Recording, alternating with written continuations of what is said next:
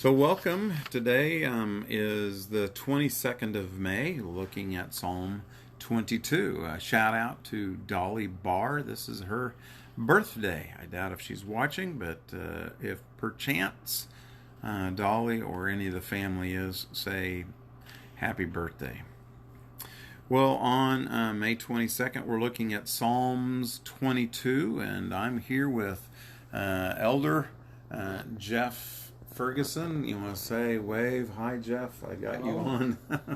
So we're here together. We're going to have a little discussion, but I wanted to share with you about Psalm 22.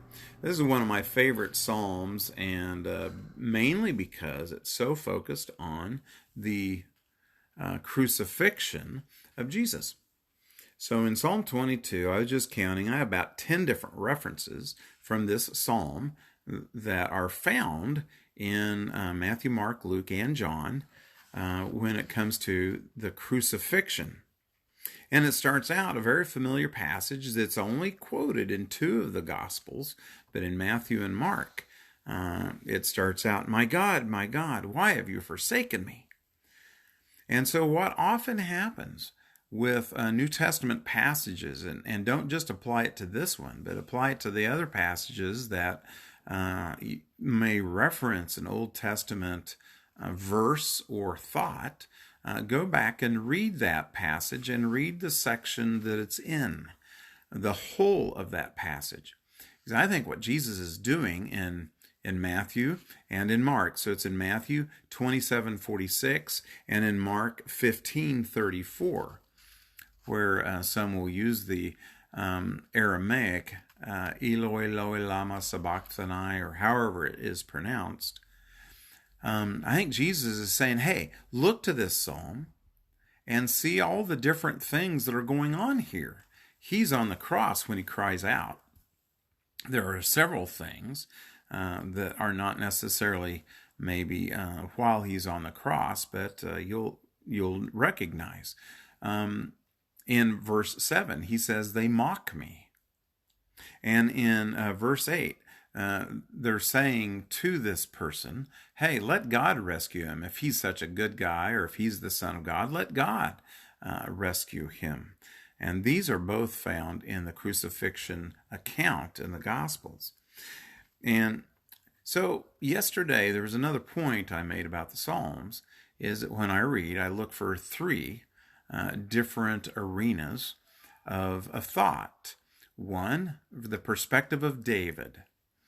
What did they do in this, or the perspective of the writer, I should say, not necessarily David, because David only wrote, as noted, 73 of the Psalms. There are several Psalms that are not written by him. Solomon, Moses, the sons of Asaph, the sons of Korah, and maybe others. And I know there are others.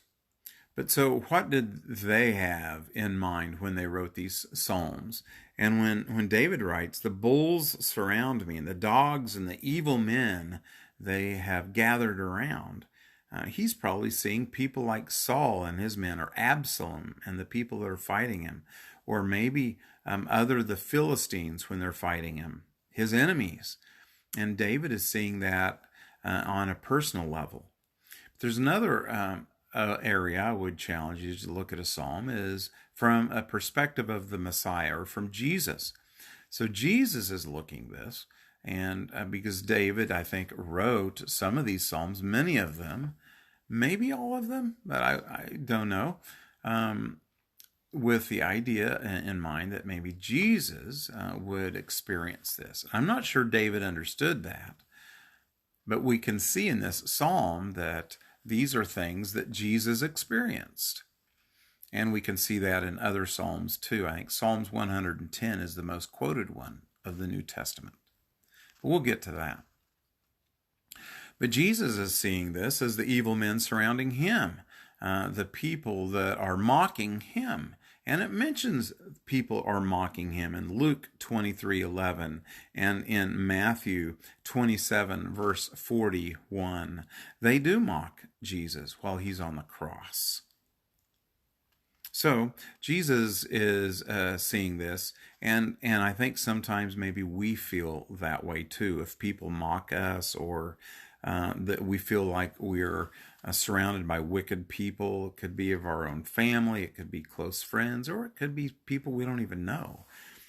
But let me go ahead and kind of finish this out with some other references from the New Testament as we see in Psalms 22. He says, my bones are out of joint. He says, my tongue sticks to the roof of my mouth. We see that in John 19:28, when Jesus asks for something to drink. He says, I am thirsty. He says in verse 16 of this psalm that they have pierced my hands and feet. This wasn't even a thing in David's time. And I don't know what David might have been thinking. I'm not sure his thought process for saying this. This wasn't even a thing until some 800 years after David. David wrote 1,000 years before Christ, and it was just a couple 300 years maybe before Christ that they started using the crucifixion thing. So this wasn't something that David would have known to write about, crucifixion. In fact, he didn't say that. He said, they pierced my hands and feet. But it seems to be a clear understanding and reference to a crucifixion. That's found in verse 16. And in verse 18, this is just amazing. I love this verse. They are casting lots for my clothing. We see that in the New Testament accounts of the crucifixion. And in verse 27, it's not about the crucifixion, but it's about something more broad, I think. And from Philippians chapter 2, Paul uses this concept and says that every knee shall bow, every tongue will confess. Because in Psalm 22, verse 27, he says that the families of the nations will all bow down before him. I think this is so true about Jesus in the end and final judgment. Everyone will bow down. Well, that is not necessarily seen in the crucifixion account. I think there was definitely a centurion that stood at a distance and saw Jesus and said, surely this was a righteous man. Well, the last thing that I want to point out from this psalm is in the very last verse. They will proclaim his righteousness, for he has done it. I love referencing John 19, I think verse 30, where maybe verse 20, but at any rate, John 19, where Jesus says, it is finished. He's giving the idea that, hey, I've done it. I've completed my task. I've nailed the law. I have perfected the life, and I have become victorious over sin, for he has done it.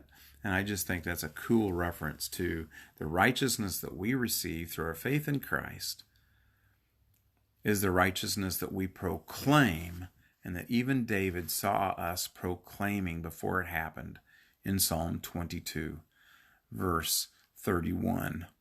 And Jesus is the one that did it, not David, not Doug, not you, not anyone else besides Jesus.